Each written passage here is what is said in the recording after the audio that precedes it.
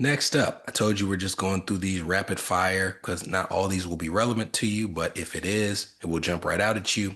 We're going to talk about public service loan forgiveness. We've had a lot of listener feedback. We've had people who have reached out to me directly saying they're really concerned about what they're hearing about the public service loan forgiveness program and that it is currently under attack by the Trump administration. That is true, but I don't think it will be an effective attack.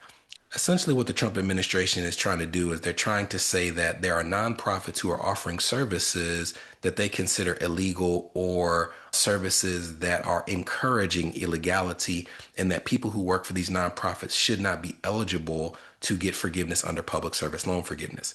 It doesn't take a genius to comb through what that means. They're basically saying for things like immigration crackdowns or for transgender support services that they don't want anybody who is going to have their loans forgiven because they work 10 years for a nonprofit that provides those types of services.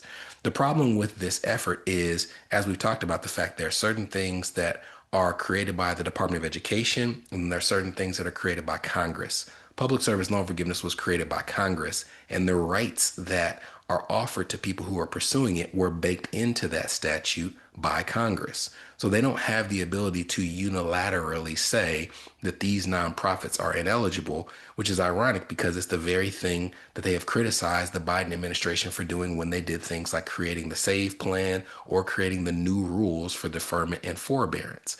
So nothing to worry about there, in my opinion. As a matter of fact, when it comes to public service loan forgiveness, just general public service loan forgiveness, not the buyback requests, I would say there's been more positive news than negative news. Because again, if you follow student loan threads or Reddits, you will see that there's been an uptick in people who have been receiving their golden letter. We actually have an article up on screen from Forbes talking about that very phenomenon.